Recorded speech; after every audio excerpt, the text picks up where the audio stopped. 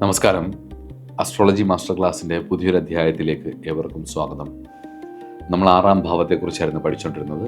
6-ാം ഭാവത്തിൽ വിവിധ ഗ്രഹങ്ങൾ നിന്നാലുള്ള ഫലത്തെക്കുറിച്ചായിരുന്നു നമ്മൾ ചർച്ച ചെയ്തുകൊണ്ടിരുന്നത്. അപ്പം നമ്മൾ ഇന്നത്തെ ക്ലാസ്സിൽ 6th ഹൗസിൽ വ്യാഴം നിൽക്കുന്നതിന് 6-ാം ഭാവത്തിൽ വ്യാഴം നിൽക്കുന്നതിനെക്കുറിച്ചുള്ള ഫലമാണ് നമ്മൾ ചർച്ച ചെയ്യുന്നത്, നമ്മൾ പഠിക്കാൻ ശ്രമിക്കുന്നത്. അസ്ട്രോളജി മാസ്റ്റർ ക്ലാസ്സിൻ്റെ പുതിയൊരു അധ്യായത്തിലേക്ക് ഏവർക്കും സ്വാഗതം.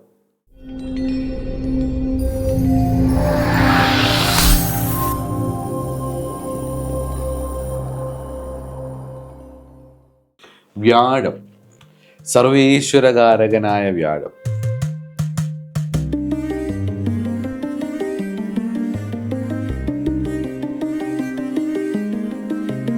വ്യാഴം 6-ൽ പോവുക, 8-ൽ പോവുക, 12-ൽ പോവുക എന്നൊക്കെ പറയുന്നത് പൂർവാർജിതമായിട്ടുള്ള ചില ദൈവാധീന കുറവുകളെ സൂചിപ്പിക്കുന്നു. ഈ ജന്മത്തിൽ ദൈവാധീനം, പ്രകൃതിയുടെ അനുഗ്രഹം, യൂണിവേഴ്സൽ സപ്പോർട്ട് ഒക്കെ കുറയുന്നതിൻ്റെ സൂചനയാണ്.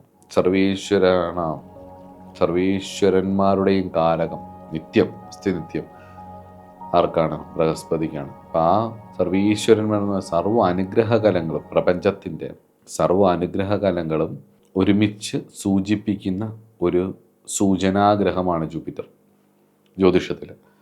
അപ്പോൾ ആ സൂചനാഗ്രഹം ശത്രുസ്ഥാനത്ത് 6-ൽ, നഷ്ടസ്ഥാനത്ത് 12-ൽ, നാശസ്ഥാനത്ത് 8-ലും ഒക്കെ പോകുമ്പോൾ ആ വ്യക്തിക്ക് ഈശ്വരീയമായ അല്ലെങ്കിൽ ഐശ്വര്യം ഉണ്ടാവേണ്ടതായിട്ടുള്ള ചില കാര്യങ്ങൾ ദോഷമായിട്ട് പൂർവ്വജന്മത്തിൽ നിന്ന് ഭവിച്ചിട്ടുണ്ട്. അതിൻ്റെ അർത്ഥം എന്ന് പറഞ്ഞു കഴിഞ്ഞാൽ ഭൗതികപരമായിട്ടുള്ള എല്ലാ ഗുണങ്ങളും ഉണ്ടാവില്ല എന്നല്ല. 6-ൽ വ്യാഴം നിൽക്കുന്ന, 8-ൽ വ്യാഴം നിൽക്കുന്ന, 12-ൽ വ്യാഴം നിൽക്കുന്ന ഒരുപാട് പേരെ ധനികരായിട്ട് കണ്ടിട്ടുണ്ട്. പക്ഷെ അവർക്കത് ആസ്വദിച്ച് അനുഭവിക്കാനുള്ള യോഗം കുറയും എന്നുള്ളതാണ് ഇതിനകത്ത് മെയിൻ. അല്ലാതെ ഭൗതികപരമായിട്ടൊന്നും ഉണ്ടാവില്ല എന്നുള്ളതല്ല. പ്രകൃതി അവർക്ക് പൂർണ്ണമായിട്ടും ഒരു അനുകൂലാവസ്ഥയിലേക്ക് അത് എത്തിക്കില്ല, അല്ലെങ്കിൽ അനുഭവയോഗത്തിലേക്ക് കൊണ്ടുവരില്ല എന്നുള്ളതാണ് ഇത്. അപ്പോൾ നമുക്ക് ജാതക ദർപ്പണം എന്ന് പറഞ്ഞ ഗ്രന്ഥത്തിലെ ഒരു ശ്ലോകം നോക്കാം. മനശ്ചാഞ്ചല്യം ഉണ്ടാവും, ശത്രുപക്ഷം ജയിച്ചിടും, അല്പമായുള്ള കാര്യത്തിൽ ഏറ്റവും പരിഭവിച്ചിടും. അതായത് മനശ്ചാഞ്ചല്യം ഉണ്ടാവും, മനസ്സിനൊരു സ്വസ്ഥത ഉണ്ടാവില്ല. 6-ൽ എപ്പോഴും ഒരു ചഞ്ചല മനസ്സായിരിക്കും ഉണ്ടാവും. ശത്രുപക്ഷം ജയിച്ചിടും, ശത്രുക്കൾ എടുത്ത് നമ്മളും ജയിക്കും. അതല്ലാതെ തന്നെ ശത്രുപക്ഷത്തിന് കൂടുതൽ എപ്പോഴും ഒരു തോൽവിക്ക് ഉള്ള സാധ്യതയുണ്ട്. അല്പമായുള്ളൊരു കാര്യത്തിൽ ഏറ്റവും പരിഭവിച്ചിട്ട്, ചെറിയ ചെറിയ കാര്യങ്ങൾക്ക് പോലും പെട്ടെന്ന് പരിഭവങ്ങളും പ്രശ്നങ്ങളും ഉണ്ടാവും. മന്ത്രാഭിചാര കാര്യത്തിൽ അതിസാമർത്ഥ്യമായി വരും. ഈ ഒക്കൾട്ട് വിഷയങ്ങൾ പ്രയോഗിക്കുന്ന വിഷയത്തിൽ സാമർത്ഥ്യമായി വരും. ജന്മകാലത്ത് ദേവേഢ്യൻ 6-ാം ഭാവത്തിൽ നിൽക്കുകയും, ജന്മകാലത്ത് ദേവേഢ്യൻ അതായത് വ്യാഴം 6-ൽ നിൽക്കുകയും, അതുപോലെ ദേവേഢ്യൻ അല്ലെങ്കിൽ ദേവേഢ്യൻ എന്ന് പറഞ്ഞു കഴിഞ്ഞു കഴിഞ്ഞാൽ ദേവന്മാരാൽ സ്തുതിക്കപ്പെടുന്നവൻ, അല്ലെ ദേവന്മാർക്ക് ആരാധ്യൻ, ദേവഗുരു ബൃഹസ്പതി, അങ്ങനെയൊക്കെയാണ് അതിൻ്റെ അർത്ഥം. അപ്പം മനശ്ചാഞ്ചല്യം ഉണ്ടാവും എന്നുള്ളത് ഇതിനകത്ത് പ്രധാനമായിട്ടും നമ്മൾ പറയണം. അതുപോലെ തന്നെ അല്പമായ കാര്യത്തിൽ ഏറ്റവും ഭവിച്ചിട്ട് ചെറിയ ചെറിയ കാര്യങ്ങളിൽ പോലും പെട്ടെന്ന് പരിഭവങ്ങളും പ്രശ്നങ്ങളും വരും. അതുപോലെ തന്നെ 6-ൽ ഗുരു ശത്രുനാശം ഉണ്ടാക്കും എന്നൊരു പ്രമാണം പ്രശ്നരീതിക്കാരൻ പറയുന്നുണ്ട്. ഉക്കണിയാൾ 6-ൽ ഗുരു ശത്രുനാശം ഉണ്ടാക്കും, ശത്രുക്കളെ നശിപ്പിക്കും, അഗ്നി മന്ദിക്കുകയും ചെയ്യും. അഗ്നി എന്ന് പറഞ്ഞു കഴിഞ്ഞു കഴിഞ്ഞാൽ അഗ്നി മന്ദിക്കുകയും ചെയ്യുമെന്ന് പറഞ്ഞാൽ ഉദരരോഗം, അതായത് 6-ൽ വ്യാഴത്തിന് ഉദരരോഗം, അഗ്നി മന്ദിക്കുക, കേടുകൊണ്ടുണ്ടാവുന്ന പ്രശ്നങ്ങളൊക്കെ വരും. ഇതൊക്കെയാണ് ട്രഡീഷണലായിട്ട് പറയുന്നത്. ഒരുപാട് ശ്ലോകങ്ങളുണ്ട്, നിങ്ങൾക്ക് ഗ്രന്ഥങ്ങൾ തപ്പിയാൽ കിട്ടും. ഇനി നമ്മുടെ ഒരു നിരീക്ഷണത്തിലുള്ള ഗുഡ് എഫക്റ്റുകളിലേക്ക് പോവാം. പ്രധാനമായിട്ടും ശത്രുക്കളോട് ക്ഷമിക്കാനും, വ്യാഴം ജൂപ്പിറ്റർ എന്ന് പറയുന്ന ശത്രുക്കളോട് ക്ഷമിക്കുന്ന ആളാണ്. ക്ഷമിക്കാനും പ്രശ്നങ്ങളെ നയപരമായി പരിഹരിക്കാനും ഇവർ ശ്രമിക്കും. അതുപോലെ തന്നെ പ്രശ്നങ്ങളുണ്ടായാൽ അതിനെ നിയമപരമായി അതിനെ ഒരു നയത്തിലൊക്കെ കാര്യങ്ങളെ ഹാൻഡിൽ ചെയ്യാൻ 6 ഹൗസ് ജൂപ്പിറ്റർ പ്രത്യേകിച്ച് ചിലപ്പോൾ അതുകൊണ്ടായിരിക്കാം 6-ൽ ഗുരു ശത്രുനാശം എന്ന് പറഞ്ഞാൽ, അതായത് ശത്രുക്കളെ നശിപ്പിക്കും എന്നുള്ളതിനേക്കാൾ ഉപരി അവരെ ജയിക്കുമ്പോഴും തന്നെ ഒരു നാശമാണല്ലോ, ശത്രുത ഇല്ലാതാകുക എന്നുള്ളതാണ്. അതുപോലെ തന്നെ ശത്രുപക്ഷം ജയിച്ചിടും എന്ന് പറയുന്നതുകൊണ്ട്, അപ്പോൾ ശത്രുക്കൾ കൂടുതലായിട്ട് ഇവരെ തോൽപ്പിക്കും, അവരുടെ മുന്നിൽ തോറ്റുപോകുമെന്ന് പറഞ്ഞും അഭിപ്രായമുണ്ട് ആചാര്യന്മാർക്ക്. അപ്പം എൻ്റെ ഒരു കാര്യത്തിൽ ഞാൻ ശ്രദ്ധിച്ചു നോക്കിയിട്ടുള്ളത്, നിയമപരമായ കാര്യങ്ങളിൽ ഈ 6ലെ രവിക്കാർക്ക് വലിയ അറിവായിരിക്കും. കടങ്ങൾ കൈകാര്യം ചെയ്യാൻ നല്ല ഉപദേശങ്ങൾ ഇവരിൽ നിന്ന് ലഭിക്കും. ഇവരത് കൈകാര്യം ചെയ്യുകയും ചെയ്യും. പിന്നെ കടം വാങ്ങിക്കാനും ധാരാളം പൈസ ചിലവാക്കാനും ഒക്കെയുള്ളൊരു ടെൻഡൻസി ഇവരുണ്ടാക്കുകയും ചെയ്യും. അതുപോലെ തന്നെ ധാരാളം പൈസ ചിലവാക്കാനുമുള്ളൊരു ടെൻഡൻസി ഇവർക്ക് വരും. ശുഭാപ്തി വിശ്വാസം കൊണ്ട് രോഗങ്ങളെ അതിജീവിക്കും.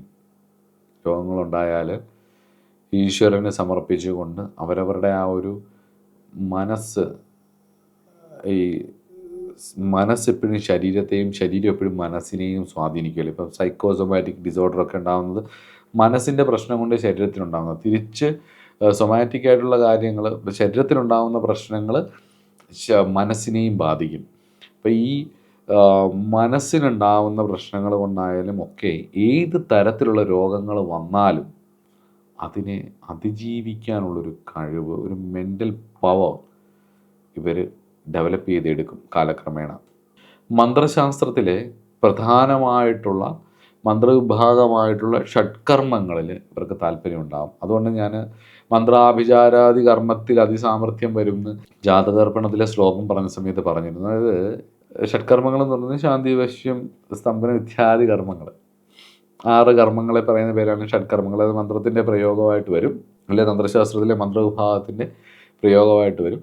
അതൊക്കെ കൈകാര്യം ചെയ്യാനും അതൊക്കെ അതിൻ്റേതായ രീതിയിൽ ഭൗതികപരമായ രീതിയിൽ തന്നെ പ്രയോഗിക്കാനുള്ളൊരു കഴിവ് ഉണ്ടാകും. വ്യാഴം ബലപ്പെട്ട് കഴിഞ്ഞാൽ ഒരു കുഴപ്പം എന്ന് പറഞ്ഞു കഴിഞ്ഞാൽ, ഈ 6ലല്ലാതെ വേറെ ബലപ്പെട്ട് കഴിഞ്ഞ് കഴിഞ്ഞാൽ ഇതൊക്കെ പഠിച്ചാലും ഇതൊക്കെ എന്തിനാ ചെയ്യുന്നത്, ഈശ്വരനിൽ അങ്ങ് ആശ്രയിക്കാം, പരമസത്യമുണ്ടല്ലോ അതിലേക്ക് ആശ്രയിക്കാം എന്നൊക്കെ വിചാരിക്കും. പക്ഷേ ഈ പറഞ്ഞ 6ലാണ് വ്യാഴമെങ്കിൽ ഇവർ ഭൗതികപരമായ വിഷയത്തിൽ ഈ വിഷയം നന്നായിട്ട് പ്രയോഗിക്കും. ഇനി നമുക്ക് ബാഡ് എഫക്റ്റുകൾ നോക്കാം. വ്യാഴം എന്ന് പറയുന്ന ഗ്രഹം എന്ന് പറയുന്നത് എന്തിട്ടാലും അത് വിസ്തരിപ്പിക്കുന്നതാണല്ലോ. ബൃഹസ്പതി എന്നാണല്ലോ എന്നെ പറയുന്നത്. വിസ്തരിപ്പിക്കും, വലുതാക്കും. അപ്പം ബാഡ് എഫക്റ്റ് എന്ന് പറയുന്നത്, മോശം എന്ന് പറയുന്നൊരു കാര്യം ഈ ഇതിനുള്ളത് കൊണ്ട് പ്രശ്നങ്ങളെ വലുതാക്കാനുള്ള സാധ്യതകളുണ്ട്. 6മായി ബന്ധപ്പെട്ട പ്രശ്നങ്ങളെ, 6ാം ഭാവവുമായിട്ട് ബന്ധപ്പെട്ട പ്രശ്നങ്ങൾ, 6ാം ഭാവമായിട്ട് ബന്ധപ്പെട്ട പ്രശ്നങ്ങളെ പ്രധാനമായിട്ട് നമുക്ക് ശത്രു, കടം, രോഗങ്ങൾ എന്നിവയാണ്. അതവിടെ വരികയും ദൈവാധീനം കുറയുകയും ഇത് വിസ്തരിക്കും. അഡിക്ഷൻ ആണെങ്കിൽ അത് വിസ്തരിക്കും. മനസ്സിലാവുന്നുണ്ടോ? ശത്രു, രോഗം, കടം ഇത്യാദി കാര്യങ്ങൾ വിസ്തരിപ്പിക്കാനുള്ളൊരു ടെൻഡൻസി ഇവർക്ക്. കടം കുറയുന്നതായിട്ട് ഞാൻ വളരെ കുറവാണ് കാണുന്നത്. വലിയ ബിസിനസ്സുകാരാണെങ്കിൽ ഇവർക്ക് എവിടെയെങ്കിലും കുറേ കടം ഉണ്ടാവും. അതുപോലെ തന്നെ അമിതമായ ആത്മവിശ്വാസങ്ങൾ കാരണം, അല്ലെങ്കിൽ ആത്മവിശ്വാസം കാരണം ആവശ്യമില്ലാത്ത പല വിഷയങ്ങളിലേക്കും എടുത്തു ചാടുകയും, അതോടൊപ്പം തന്നെ രോഗങ്ങളായിട്ട്, പ്രത്യേകിച്ച് കരൾ രോഗങ്ങൾ, അമിതമായിട്ടുള്ള വണ്ണം കൂടിയിട്ടുള്ള രോഗങ്ങൾ, പ്രമേഹം, അതുപോലെ തന്നെ ഓവറായിട്ട് ഡയറ്റ് നോക്കിയിട്ടുള്ള രോഗങ്ങൾ. ഈ ഡയറ്റ് കൂടുതൽ നോക്കുന്നതും ശരീരത്തെ തന്നെയാണല്ലോ ഈ പ്രയോഗിക്കുന്നത്. സൗന്ദര്യം കൂട്ടാൻ വേണ്ടി ഏറ്റവും കൂടുതൽ ഉപദ്രവിക്കുന്നതും ശരീരത്തെയാണ്. അത് ഹെൽത്തി ആയിരിക്കാൻ വേണ്ടിയാണെങ്കിൽ കുഴപ്പമില്ല, അല്ല ഹെൽത്ത് നോക്കുന്ന കുഴപ്പമില്ല. ഓരോരുത്തർക്കും ഓരോ, അപ്പോൾ അതിന് വേണ്ട കാര്യങ്ങളല്ല. എക്സസൈസെങ്കിൽ എക്സസൈസ്, ഫുഡെങ്കിൽ ഫുഡ്, മരുന്നെങ്കിൽ മരുന്ന്, ഡയറ്റീഷ്യൻസിൻ്റെ അടുത്ത് നിന്ന് അത് ചോദിച്ച് പഠിക്കേണ്ടതാണെങ്കിൽ അത്, നല്ല ഫുഡ് കഴിക്കണം, അത് ആ സാഹചര്യത്തിനോടാണ് ചേരുന്നത്. ഇപ്പം ചൂടുള്ള സ്ഥലത്ത് കഴിക്കുന്ന ഭക്ഷണം പോലെയല്ല നല്ല തണുപ്പുള്ള സ്ഥലത്ത് കഴിക്കുന്ന ഭക്ഷണം. അതുപോലെ ഇന്ത്യയിൽ, നമ്മുടെ കേരളത്തിൻ്റെ ഇവിടുത്തെ കാലാവസ്ഥയിൽ ജീവിക്കുന്ന പോലെയല്ല ഇപ്പോൾ UAE പോലൊരു സ്ഥലത്തോ അല്ലെങ്കിൽ മറ്റ് വിദേശ യൂറോപ്യൻ രാജ്യങ്ങളിലൊക്കെ ജീവിക്കുന്ന ആ ഒരു രീതിയല്ല തണുപ്പ്. പ്രത്യേകിച്ച് കാനഡയിലൊക്കെ തണുപ്പ് വന്നു കഴിഞ്ഞ് കഴിഞ്ഞാൽ അവിടുത്തെ അവസ്ഥ ഭയങ്കര പരിതാപകരമാണ്. അപ്പോൾ ആ അതാത് ദേശങ്ങൾക്കും അതാത് സാഹചര്യങ്ങൾക്കും അനുസരിച്ചുള്ള ഭക്ഷണം കഴിക്കുക എന്നുള്ളതാണ് ഏറ്റവും നല്ല ഒരു ജീവിത ശൈലി എന്ന് പറയുന്നത്. എപ്പോഴും ആരോഗ്യവും സാഹചര്യങ്ങളും നമ്മുടെ ജീവിതവുമായിട്ടൊരു ഇക്വിലിബ്രിയത്തിൽ പോകണം എന്നുള്ളതാണ്. അപ്പോൾ ഇവിടെ ഇതൊക്കെ ശ്രദ്ധിക്കാൻ, ഓവറായിട്ട് ശ്രദ്ധിച്ച് എടുത്തു ചാടിയിട്ട് അമിതവണ്ണവും അതുപോലെ തന്നെ കരളിന് രോഗങ്ങളും പ്രമേഹവും ഈ ഡയറ്റ് കൂടുതലായിട്ട് ശ്രദ്ധിക്കുന്ന നിമിത്തമുള്ള രോഗങ്ങളും ഒക്കെ വരും. അതുപോലെ തന്നെ സ്ത്രീജാതകത്തിൽ 6ാം ഭാവത്തിലെ വ്യാഴം എന്ന് പറയുന്നത്, സ്ത്രീജാതകത്തിലെങ്കിൽ പുരുഷനാൽ വഞ്ചിക്കപ്പെടുക, പുരുഷനാൽ വേദനിക്കപ്പെടാനുള്ള ശക്തമായിട്ടുള്ള യോഗമായിട്ടും കാണുന്നു. ഞാൻ നേരത്തെ ഒരു വീഡിയോ ചെയ്തിട്ടുണ്ടായിരുന്നു, വ്യാഴം 6, 8, 12 എന്ന് പറഞ്ഞിട്ട്. അതിൽ 6ാം ഭാവത്തിൽ വ്യാഴം നിന്നാലുള്ള ഫലവും 6ാം ഭാവത്തിൽ വ്യാഴം നിന്നാലുള്ള പരിഹാരങ്ങളെക്കുറിച്ചും ഞാനിവിടെ പറഞ്ഞിട്ടുണ്ട്. അത് പോയി കണ്ട് ചെയ്തോളുക. ഇത്രയൊക്കെയാണ് പ്രധാനമായിട്ടും ഇതിൻ്റെ ബാഡ് എഫക്റ്റ് വരുന്നത്. നമുക്കിനി ഇതിൻ്റെ ഒരു മാനസിക സ്വാധീനം എൻ്റെ നിരീക്ഷണത്തിലുള്ള കുറച്ച് കാര്യങ്ങൾ ഞാൻ പറയാം. ഞാൻ മാത്രമാണ് ശരി എന്നുള്ള ഒരു ചിന്ത, ഇവരുടെ ഒരു ഫിലോസഫിക്കൽ സ്റ്റൈല്, സിക്സ്ത് ഹൗസിലുള്ളവരുടെ ആ ഞാൻ മാത്രമാണ് ശരി എന്നുള്ളൊരു ചിന്ത എപ്പോഴും ഉണ്ടാകും. അതുകൊണ്ട് തന്നെ മറ്റുള്ളവരുമായിട്ട് നിരന്തരം ഒരു തർക്കത്തിൽ ഏർപ്പെടാനും അമിതമായിട്ടുള്ള ശുഭാപ്തി വിശ്വാസം കാരണം ചതിക്കപ്പെടാനും, മറ്റുള്ളവരെ അമിതമായിട്ട് വിശ്വസിക്കുന്നത് വഴി ചതിക്കപ്പെടാനും, താൻ മാത്രമാണ് എപ്പോഴും ശരിയെന്നുള്ള സെൽഫിനെ കുറിച്ചുള്ളൊരു ധാർഷ്ട്യമുണ്ടല്ലോ, ഞാനാണ് ശരി, എൻ്റെ വാദങ്ങളാണ് ശരി എന്നുള്ള ഒരു ധാർഷ്ട്യം, തൻ്റെ അറിവും അതുപോലെ കഴിവുകളും തന്നെ ദൈനംദിനമായ ജീവിതത്തിൽ പാഴായി പോകുന്നതായിട്ട് ഇവർക്ക് തോന്നാം. അത് നിമിത്തമുണ്ടാവുന്ന ഫ്രസ്ട്രേഷൻസ് നിമിത്തം താൻ മാത്രമാണ് ശരി, റൈറ്റ്, ഞാനാണ് ശരി എന്നുള്ളത്, ആ സെൽഫ് റൈറ്റ്, അതായത് ഞാനാണ് ശരി എന്നുള്ള ഒരു ധാർഷ്ട്യം, ഇതെല്ലാം ഇവരുടെ സ്വഭാവത്തിൽ നന്നായിട്ട് കാണും. നിരീക്ഷിക്കാൻ നിങ്ങൾക്ക് വിട്ടുതരുന്നു. എൻ്റെ ഒരു അനുഭവത്തിൽ എനിക്ക് തോന്നിയിട്ടുള്ള കാര്യങ്ങളായതൊക്കെ. അതുപോലെ തന്നെ സ്വന്തം ധാർമ്മിക വിശ്വാസങ്ങളും യഥാർത്ഥ ലോകത്തിൻ്റെ ഒഴുക്കും തമ്മിൽ രണ്ട് വൈരുദ്ധ്യ സ്ഥലങ്ങളിലായിരിക്കും നിൽക്കുന്നത്. സ്വന്തം ധാർമ്മിക വിശ്വാസങ്ങൾ ഒരു സൈഡിൽ കിടക്കും, അതുപോലെ തന്നെ ലോകത്തിൻ്റെ ഒഴുക്ക് വേറൊരു സൈഡിലായിരിക്കും. അപ്പോൾ അതിൻ്റേതായ പ്രശ്നങ്ങൾ ഈ ലോകവുമായിട്ട് ഇവരുടെ ചിന്താധാരയായിട്ടും ചേരാത്തതിൻ്റെ ഒരു പ്രശ്നം, ഈ ഉള്ളിൽ തീവ്രവാദ സ്വഭാവവും അല്ലെങ്കിൽ തീവ്രമായിട്ടുള്ള നിരീശ്വരവാദം, തീവ്രമായിട്ടുള്ള ഈശ്വരവാദം, തീവ്രമായിട്ടുള്ള ചില വിശ്വാസങ്ങൾ, ഈ പ്രപഞ്ചത്തിൽ ഒന്നുമില്ലല്ലോ പൂർണ്ണമായിട്ടുള്ള. ഈശ്വരൻ അവതാര പുരുഷനായിട്ട് ജനിക്കുമ്പോൾ പോലും എന്തെങ്കിലും ഒരു കുറവുണ്ടാകും. ശ്രീകൃഷ്ണ പരമാത്മാവിന് വരെ അതുണ്ടായിരുന്നു, ഒരു കുറവ്. എല്ലാം തികഞ്ഞ ഭൂമിയിലില്ല, ഇത് പൂർണ്ണതയ്ക്ക് വേണ്ടി വരുന്നതാണ്.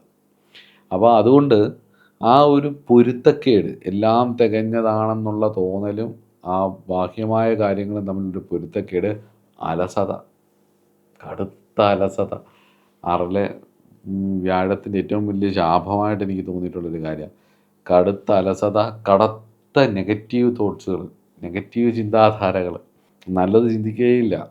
ഈ പ്രതിസന്ധികളെ തരണം ചെയ്യണമെന്നും എനിക്ക് മുന്നോട്ട് പോകണമെന്നുള്ള ആഗ്രഹത്തിനപ്പുറമായി നല്ലത് ചിന്തിക്കാനുള്ളൊരു ശേഷി ഇവർക്കുണ്ടാവില്ല. ഇവരേറ്റവും കൂടുതൽ അട്രാക്റ്റ് ചെയ്യുന്നിരിക്കുമെന്ന് നെഗറ്റീവായിട്ടുള്ള കാര്യങ്ങളായിരിക്കും. ധനമുള്ളവരുമുണ്ട്, ധനമില്ലാത്തവരുമുണ്ട് കേട്ടോ. ഈ ആറിലെ വ്യാഴം അനുഗ്രഹിച്ച ധനമൊക്കെ കൊടുക്കും, ഇവരുടെ നിത്യമായിട്ടുള്ള കാര്യങ്ങളിലൂടെ ഇവർക്ക് ധനമൊക്കെ കൊടുക്കും. പക്ഷേ പരാജയം ഉണ്ടാവും എന്നുള്ളത് ഉറപ്പാണ്. അത് ഈശ്വരനെ ആശ്രയിക്കുക തന്നെ ചെയ്യണം. ആറിലെ വ്യാഴം പൂർവ്വജന്മത്തിൽ ചെയ്തിട്ടുള്ള ചില ശാപതാപങ്ങളുടെ വാക്യപത്രങ്ങളാണ്. അതിൻ്റെ സാഹചര്യങ്ങൾ ഈ ജന്മം ഒരുങ്ങും. അതുകൊണ്ട് സൂക്ഷിക്കുക, ശ്രദ്ധിക്കുക, കൂടുതൽ എഫേർട്ട് ഇടുക, വിഷ്ണുപ്രീതി തന്നെ നന്നായിട്ട് വരുത്തുക. ആഘാതപരമായിട്ടുള്ള അനുഭവങ്ങൾ, ട്രോമാറ്റിക് എക്സ്പീരിയൻസുകൾ സിക്സ് ഹൗസ് ജൂപ്പിറ്റർ എങ്ങനെയൊക്കെ തരുമെന്നും കൂടി നമുക്കൊന്ന് നോക്കാം. അമിതമായിട്ടുള്ള ശുഭാപ്തി വിശ്വാസം കാരണം അതിഭീകരമായിട്ടുള്ള കടക്കണിയിലേക്ക് പോയിട്ട് സർവനാശത്തിനുള്ള യോഗം, അത് നിമിത്തമുണ്ടാവുന്ന ട്രോമകൾ, ഒന്നുമില്ലായ്മയിൽ താനെല്ലാം ഉള്ളവനാണെന്ന് കാണിച്ച് ജീവിക്കുമ്പോൾ ആ കാണിക്കുന്നതും ചുറ്റുപാടുകളും തമ്മിലുള്ള ഒരു കടുത്ത സംഘർഷം ഇവരെ വല്ലാണ്ട് വേട്ടയാടിക്കൊണ്ടിരിക്കും. അതിലകപ്പെട്ടു പോകും ആ ഒരു സംഘർഷത്തിൽ. അതുപോലെ തന്നെ ഒരു ഗുരുവിൽ നിന്നോ ഗുരുതുല്യരായിട്ടുള്ള ആൾക്കാരിൽ നിന്നോ അല്ലെങ്കിൽ ഇവരെ നിരന്തരമായി ഉപദേശിക്കുകയും ഇവരെ നേർവഴി നടത്തുകയും ചെയ്തിരുന്ന ആൾക്കാരിൽ നിന്നുമുള്ള കടുത്ത ചതിയോ ഒരു തിരിച്ചടിയോ അല്ലെങ്കിൽ അവർ അവോയ്ഡ് ചെയ്യുന്നതോ ഒക്കെ മാനസികമായിട്ട് കടുത്ത ട്രോമ ഉണ്ടാക്കാം, വിഷമങ്ങളുണ്ടാക്കാം. അല്ലെങ്കിൽ നിങ്ങളെ ചൂഷണം ചെയ്തിട്ട് അവർ ഒഴിവാക്കുന്നതോ അങ്ങനെ എന്തെങ്കിലും ഒക്കെയുള്ള സാഹചര്യങ്ങൾ, നിങ്ങൾ ഗുരുതുല്യരായിട്ട് കാണുന്നവർ, ഒറിജിനലായിട്ടല്ല, നിങ്ങൾ ഗുരുതുല്യരായിട്ടോ മെൻ്ററായിട്ടോ കാണുന്നവരിൽ നിന്നുമുള്ള ചതിയോ പണിയോ വരാനുള്ള സാധ്യതകളുണ്ട്. അതുപോലെ തന്നെ ജീവിതത്തിൽ നിന്ന് മാറാത്ത ചില രോഗങ്ങൾ നിരന്തരമായിട്ട് അലട്ടിക്കൊണ്ടിരിക്കും. ചില അലർജികൾ, പ്രമേഹം തുടങ്ങിയിട്ടുള്ള രോഗങ്ങൾ, ഫാറ്റി ലിവർ ഒക്കെ വന്നു കഴിഞ്ഞ് കഴിഞ്ഞാൽ മാറാൻ വലിയ പാടാണ്. അപ്പം അത് ജീവിതശൈലിയായിട്ടൊക്കെ ഒരുപാട് ബന്ധമുണ്ട്. അപ്പോൾ അതൊക്കെ നോക്കിക്കൊണ്ടുള്ള അതിൽ നിന്നൊക്കെ കിട്ടിയിട്ടുള്ള ചില അസുഖങ്ങളൊക്കെ വന്നപ്പം ഉണ്ടായിട്ടുള്ള ചില ട്രോമാറ്റിക് സിറ്റുവേഷൻസ്, ഇതെല്ലാം ഈ ആറിലെ വ്യാഴത്തിൻ്റെ ഒരു പ്രത്യേകതയാണ്. ഞാൻ ഒരുപാട് അങ്ങ് ഇലാബറേറ്റ് ചെയ്ത് പറയാത്തതെന്ന് പറഞ്ഞാൽ 6 ഹൗസ് ജൂപ്പിറ്ററിനെ പറ്റി 6, 8, 12 ജൂപ്പിറ്ററിനെ പറ്റി ഞാനൊരു വീഡിയോ വിശദമായിട്ട് ചെയ്തിട്ടുണ്ട്. അതിനകത്ത് പരിഹാരങ്ങളും പറയുന്നുണ്ട്. അത് പോയി നോക്കിയിട്ട് ചെയ്തോളുക. ഇനി ഇതിൻ്റെ കർമ്മസൂചന എന്താണെന്ന് നോക്കാം. പാസ്റ്റ് ലൈഫ് ഡെപ്റ്റ് എങ്ങനെയാണെന്ന് നോക്കാം. പ്രാരാബ്ദങ്ങൾ എങ്ങനെയാണ് വന്നതെന്ന് നോക്കാം. എന്തുകൊണ്ട് 6-ൽ ജൂപ്പിറ്റർ വന്നു നോക്കാം. നമ്മളെ D60 നോക്കണം. അതുപോലെ തന്നെ റെട്രോഗ്രേഡ് പ്ലാനറ്റ്സ് വരെ 6 റെട്രോഗ്രേഡ് ആയിട്ടൊക്കെ നിൽക്കുകയാണെങ്കിൽ, ജൂപ്പിറ്റർ നിൽക്കുകയാണെന്നുണ്ടെങ്കിൽ പിന്നെ പറയണ്ട. അതുപോലെ തന്നെ D60 എവിടെയായിരുന്നെന്ന് നോക്കണം. അപ്പം മുൻജന്മത്തിലെ ഗുരുനിന്ദ നടത്തിയതിൻ്റെ ദുരിതം, അതുപോലെ തന്നെ പൂർവജന്മത്തിൽ ഗുരു ഉപദേശിച്ച് തന്ന വിഷയങ്ങൾ അവനവൻ്റെ ഗർവിനും ഷോ ഓഫിനും വേണ്ടി ഉപയോഗിക്കാം. പല കാര്യങ്ങളും ഈശ്വര കാര്യങ്ങളൊക്കെ തങ്ങളുടെ ഷോ ഓഫിന് വേണ്ടി, മറ്റുള്ളവരുടെ മുന്നിൽ ആളാവാൻ വേണ്ടി. അപ്പം ചില വിദേശത്തൊക്കെ ചെന്ന് കഴിഞ്ഞാൽ നല്ല നല്ല ആചാര്യന്മാരുണ്ടാവും, നല്ല അറിവുള്ളവരുണ്ടാവും. പക്ഷേ ഇവരെക്കാട്ടിലും കൂടുതൽ അത്യാവശ്യം ജോലിയൊക്കെ ചെയ്ത് നാട്ടിൽ നിന്ന് കുറച്ച് ബഹുമാനവും കൂടെ കിട്ടാൻ വേണ്ടിയിട്ട് രാമായണ പാരായണം, ഗീതാപാരായണം, ഭജന എന്നൊക്കെ പറഞ്ഞ് കുറേ ടീമുകൾ ഇറങ്ങും. അത് കേരളത്തിൽ അത്, ഇന്ത്യയിൽ പൊതുവെ അത് കുറവാണ്. അത് കൂടുതലും ഞാൻ കണ്ടുള്ള വിദേശത്താണ്. ഞാൻ ഇവിടെ ഉണ്ടാവുമായിരിക്കും, പക്ഷെ കണ്ടിട്ടില്ല. കൂടുതൽ ഈ ഷോ ഓഫ്, ഇതിൻ്റെ പേരിൽ ഷോ ഓഫ് കാണിക്കാൻ വേണ്ടി തിരിയുന്നത് കൂടുതലും വിദേശത്താണ്. നല്ല ആചാര്യന്മാരും നല്ല പണ്ഡിതന്മാരും നല്ല അമ്മമാരും അതുപോലെ തന്നെ നല്ല ആൾക്കാരും ഒക്കെ ഉണ്ടാവും അറിവുള്ളവർ. പക്ഷെ ഇവരെ ഇതിനകത്തോട്ട് കയറ്റത്തില്ല. അതിന് പകരം ഇവർ എല്ലാവരെയും വിളിച്ചിരുത്തി ഇതെല്ലാം കോർഡിനേറ്റ് ചെയ്ത് കുറച്ച് പേര് പാട്ടും ബഹളവും ഭജനയും 2-3 ഇതൊക്കെ അടിച്ച്, അപ്പോൾ ഭജനയൊക്കെ ആകുമ്പോഴത്തേക്ക് ആൾക്കാർക്കൊരു സന്തോഷവും, പലതരത്തിലുള്ള എൻ്റർടൈൻമെൻറ്റുകൾ മടുത്ത മനുഷ്യർക്ക് പുതിയൊരു എൻ്റർടൈൻമെൻ്റ് ആവും. ഭക്തിയുടെ ഇപ്പോൾ അതിനോടൊരു താല്പര്യമുള്ളൊരു കാലമാണ്. അപ്പം ഞാനത് ഒബ്സർവ് ചെയ്യുമ്പോൾ എനിക്ക് മനസ്സിലായിട്ടുള്ള കാര്യം, കുറേ വർഷം ഇതിങ്ങനെ നടക്കുമ്പം ഈ വരുന്ന ആൾക്കാരിൽ എന്തെങ്കിലും, ഈ ചെയ്യുന്ന ആൾക്കാർക്കോ ഈ വരുന്ന ആൾക്കാർക്കോ എന്തെങ്കിലും ഒരു പുരോഗതി, അവരുടെ വ്യക്തിത്വ വികസനം അല്ലെങ്കിൽ ഇവരുടെ ഒരു മാറ്റം ഉണ്ടോ എന്നുള്ളത് നോക്കുമ്പം 99.9% ഇല്ല. ശകലം വിട്ടുവിടതെ, ശകലം വിട്ട് കളഞ്ഞേക്കാം. പൂർണ്ണമായിട്ടില്ല എന്ന് പറയാൻ പറ്റില്ലല്ലോ. പക്ഷേ ഞാൻ കണ്ടതിൽ 99% ഇല്ല. എപ്പോഴും സിസ്റ്റമാറ്റിക്കായിട്ട് അതിന് യോഗ്യതയുള്ളവർ പഠിപ്പിക്കുകയും യോഗ്യതയുള്ളവർ ഇരിക്കുകയും ചെയ്യണം. ആശാൻ ബലമാണെങ്കിൽ ശിഷ്യന്മാരും ബലമാവെന്ന് പറയുന്ന പോലെ, ഈ പറഞ്ഞ പോലെ ബഹുമാനം കിട്ടാൻ വേണ്ടിയിട്ട് ഞാൻ സഞ്ചരിച്ചതിൽ ഏറ്റവും കൂടുതൽ ഞാനിത് കണ്ടിട്ടുള്ളത് UAE-യിലാണ്. ഞാൻ അവിടെയാണ് കുറേ കാലം ഉണ്ടായിരുന്നത്. അപ്പോൾ അവിടെ കുറേ പല സമിതികളുടെ ഭാഗമായിട്ട് ഇതുപോലുള്ള 6-ലെ വ്യാഴക്കാർ ധാരാളമുണ്ട്. അപ്പോൾ ഈ വിളിച്ചു കൂട്ടുക, പാട്ട് പാടുക, കുറേ കാലം കഴിയുമ്പോഴത്തേക്കും ഈ കൂട്ടായ്മ ചിലപ്പോൾ അവരുടെ ഉള്ളിൽ തന്നെ തമ്മിലടിയായിട്ട് പല വഴിയിലേക്ക് ഇവർ തിരിയും. അപ്പം ഇതുപോലുള്ള കൂട്ടായ്മകൾ ഉണ്ടാകുന്നതുകൊണ്ട് കുഴപ്പമില്ല, അത് നല്ലത് തന്നെയാണ്. പക്ഷേ അവിടെ ലഗ്നത്തിലോ അല്ലെങ്കിൽ വ്യാഴം അതിശക്തമായിട്ട് ബലപ്പെട്ട ആചാര്യന്മാർ ഉണ്ടാവണം. ഉണ്ടായില്ലെങ്കിൽ ഈ പാട്ടും കൂത്തും ഫുഡടിയും അങ്ങോട്ടും ഇങ്ങോട്ടും പരിചയപ്പെടലും അപ്പുറമായി ഒരു ആധ്യാത്മിക വളർച്ചയോ ഭാരതീയ ധർമ്മസിദ്ധാന്തങ്ങളുടെ വളർച്ചയോ ഒരു വ്യക്തിത്വ വികസനത്തിനായിട്ട് ഭാരതീയ അറിവുകളെ ഉപയോഗിക്കാനോ അടുത്തൊരു തലമുറയെ ഒരു ഉയർന്ന തലത്തിലേക്ക് കൊണ്ടുവരാനോ കഴിയാതെ പോകും എന്നുള്ളതൊരു നഗ്ന യാഥാർത്ഥ്യമാണ്. അത് പകൽ വെളിച്ചം പോലെ നമുക്ക് കാണുകയും ചെയ്യാം. അത് കുറച്ചു കാലം ഒന്ന് ഒബ്സർവ് ചെയ്തതിലും അത് മനസ്സിലാവും. പല സമിതികളും അത് എടുത്തു തന്നെ പറയണം. പല സമിതികളും പലപ്പോഴും അത്യാവശ്യം സാധനയുള്ളവരെ പോലും കൂട്ടായ്മയുടെ പേരിൽ നശിപ്പിച്ച് കളയുകയാണ് ചെയ്യുന്നതെന്നുള്ളത് പല അനുഭവങ്ങളും എനിക്കുണ്ട്. നമ്മുടെ കൂട്ടത്തിൽ അങ്ങനെ പോയി ഒരുപാട് ബുദ്ധിമുട്ടുണ്ടായ പലരും നമ്മുടെ കൂട്ടത്തിലുമുണ്ട്. അതുകൊണ്ടുകൂടി ചേർത്തിട്ടാണ് എനിക്കും വ്യക്തിപരമായ ചില അനുഭവങ്ങൾ ഉണ്ടായിട്ടുണ്ട്. അതുകൊണ്ടും കൂടിയാണ് പറയുന്നത്. അതുകൊണ്ട് പൂർവ്വജന്മത്തിൽ നിങ്ങൾക്ക് ഗുരുനിന്ദ നടത്തിയതിൻ്റെയോ അറിവിനെ അഹങ്കാരത്തോടു കൂടി കണ്ടെത്തിയതിൻ്റെയോ ഫലമായിട്ട് ഈ ജന്മത്തിൽ നിങ്ങൾ ഉപദേശകർ തന്നെ ശത്രുക്കളായി മാറും. അതുകൊണ്ട് തന്നെ രാമായണം വായിക്കുന്നൊരു സമയത്താണ് ഞാനിത് പറയുന്നത്. അതുകൊണ്ട് പറയുകയാണ്, മന്ദരമാരെ പോലെയുള്ളവർ ഉപദേശം സ്വീകരിക്കാതിരിക്കുക, വസിഷ്ഠനെ പോലെയുള്ളവരുടെ ഉപദേശം സ്വീകരിക്കുക. രണ്ടുപേരും ഒരുപോലെ ഗുരുസ്ഥാനീയരായിട്ട് നമുക്ക് തോന്നും, നമ്മൾ കൽപ്പിച്ചു കൊടുക്കുന്നതാണ്. അപ്പം ഗുരുസ്ഥാനീയരായിട്ട് ഇരിക്കേണ്ടവരുടെ യോഗ്യത പുറമേ കാണുന്ന ഷോ ഓഫിലൂടെ അല്ല മനസ്സിലാക്കേണ്ടത്, അവരുടെ ആധ്യാത്മിക അറിവ്. എല്ലാം തികഞ്ഞവരുണ്ടാവുമെന്നല്ല പറയുന്നത്. വസിഷ്ഠനും കരഞ്ഞിട്ടുണ്ട്, വസിഷ്ഠനും ദേഷ്യം വന്നിട്ടുണ്ട്, വസിഷ്ഠനാൽ ശപിക്കപ്പെട്ടിട്ടുണ്ട്. ഈ അഷ്ടാവസുക്കളുടെയൊക്കെ കഥകൾ നോക്കിയാൽ ഭീഷ്മരുടെയൊക്കെ ജീവിതം എങ്ങനെയാണ് ഉണ്ടായിട്ടുള്ളത്, എങ്ങനെയാണ് വസുക്കൾക്ക് ശാപം കിട്ടിയെന്നുള്ളതൊക്കെ പഠിച്ചു നോക്കിയാൽ മനസ്സിലാവും. അപ്പോൾ ദേഷ്യം ആർക്കും വരാം, ബലഹീനതകൾ വരാം. പൂർണ്ണരായിട്ടുള്ള ഒരു മനുഷ്യർ ഭൂമിയിലില്ല. പൂർണ്ണതയ്ക്ക് വേണ്ടിയിട്ടുള്ള സ്ഥലമാണിത്. അതുകൊണ്ട് തന്നെ ദേഷ്യങ്ങൾ വരാം, കാമക്രോധ ലോപമോഹ മതമത്സര്യാദികളായിട്ടുള്ള ഷഡ്വൈരികൾ വരാം. പക്ഷേ സോൾ ക്വാളിറ്റി നോക്കിയിട്ട് വേണം മെൻറ്റേഴ്സിനെ തിരഞ്ഞെടുക്കാൻ. ഇല്ലെങ്കിൽ പ്രത്യേകിച്ച് 6ലെ വ്യാഴം ഉള്ളവരാണെങ്കിൽ ശത്രുതയെ വരുത്തി വെക്കും എന്നുള്ളത് ഉറപ്പാണ്. അവർ ഭാവിയിൽ നിങ്ങൾക്ക് ശത്രുവായിരിക്കും എന്നുള്ളത് 100%. അതുപോലെ തന്നെ സാമ്പത്തികൻ 2ാം ഭാവത്തിൻ്റെ കാരകനാണ്, 5ാം ഭാവത്തിൻ്റെ കാരകനാണ്, 9ാം ഭാവത്തിൻ്റെ കാരകനാണ്, 11ാം ഭാവത്തിൻ്റെ കാരകനാണ്. പ്രധാനപ്പെട്ട നമ്മുടെ ജീവിതത്തിലെ പ്രധാന ഏരിയകളാണിതെല്ലാം. ഇതിൻ്റെയൊക്കെ കാരകനാണ് 6ൽ പോകുന്നത്. ഈ പ്രധാനപ്പെട്ട ഭാവങ്ങളെന്ന് പറയുമ്പോൾ 2ാം ഭാവം, 5ാം ഭാവം, 9ാം ഭാവം. 2 ധനവും വിദ്യയൊക്കെയാണ്. 5 ആത്മാർത്ഥമായ പ്രണയവും സന്താനവും ഒക്കെയാണ്. ക്രിയാത്മകത, ക്രിയേറ്റിവിറ്റി, മനസ്സിൻ്റെ സമാധാനമൊക്കെ. 9 ഭാഗ്യമാണ്, ഗുരുവാണ്, അച്ഛനാണ്, പ്രകൃതിയിൽ നിന്ന് അനുവദിച്ച് കിട്ടേണ്ട അറിവുകളാണ്, നേച്ചറിൻ്റെ സപ്പോർട്ടാണ്. 11ാം ഭാവം എന്ന് പറഞ്ഞാൽ സർവ്വലാഭമാണ്. അപ്പം ഇതെല്ലാം ദൈവാധീനം കൊണ്ടും പ്രപഞ്ചത്തിൻ്റെ അനുഗ്രഹം കൊണ്ടും നമുക്ക് വന്നു ചേരേണ്ടതാണ് ഈ ഭാവങ്ങളെല്ലാം. ഇതിൻ്റെയൊക്കെ കാരകനാണ് 6ൽ ശത്രുസ്ഥാനത്ത് നിൽക്കുന്നത് എന്നുള്ളത് കൊണ്ട് ഈ മേഖലയ്ക്കെല്ലാം ഒരു തടസ്സം എപ്പോഴെങ്കിലും ഉണ്ടാവാനുള്ള സാധ്യത ഉണ്ട് എന്നുള്ളത് പറഞ്ഞുകൊണ്ട്, ഇതെല്ലാം പൂർവ്വജന്മത്തിൽ ധനവും വിദ്യയും പ്രണയവും സന്താനങ്ങളെയും അതുപോലെ അച്ഛനെയും ഭാഗ്യത്തെയും ഗുരുക്കന്മാരെയും ഒക്കെ നിന്ദിച്ചതിൻ്റെ ഫലമാണ്. അപ്പോൾ ഈശ്വരാനുഗ്രഹം കിട്ടേണ്ട ഭാവങ്ങളാണിതൊക്കെ.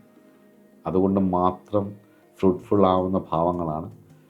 അവിടെ അത് പാഴാവണമെങ്കിൽ പൂർവ്വജന്മത്തിൽ അത്രയും ദുരിതം ചെയ്തിട്ടുണ്ടാകും. അപ്പോൾ മുൻജന്മത്തിലെ ഗുരുനിന്ന അറിവിനെ അഹങ്കാരത്തോടു കൂടി കണ്ടത്, വിദ്യയെ ദുർവിനിയോഗം ചെയ്തത്, ഭാഗ്യത്തെ ദുർവിനിയോഗം ചെയ്തത്, പണം ധാരാളിത്തം കാണിച്ച് മഹാലക്ഷ്മിയെ ഇറക്കി വിട്ടതിൻ്റെ ഫലമായിട്ടൊക്കെയാണ് വ്യാഴം 6ൽ വരുന്നത്. അപ്പം അതിനുള്ള പരിഹാരം വിഷ്ണുപ്രീതിയും, അതുപോലെ തന്നെ ഞാൻ വ്യാഴത്തെക്കുറിച്ചുള്ളൊരു വീഡിയോ ചെയ്തിട്ടുണ്ട്. ആ വീഡിയോയിൽ പറഞ്ഞിട്ടുള്ള പരിഹാരങ്ങൾ ചെയ്യുക. അപ്പോൾ അടുത്ത ക്ലാസ്സിൽ, ഇപ്പോൾ വ്യാഴമല്ലേ പഠിച്ച, ആദിത്യൻ, സോമൻ, അങ്കാരകൻ, ബുധൻ, ബൃഹസ്പതി, ഈ ശുക്രൻ. അപ്പോൾ ശുക്രൻ 6ൽ നിൽക്കുന്ന വിഷയം നമുക്ക് അടുത്ത ക്ലാസ്സിൽ നോക്കാം. നമസ്കാരം.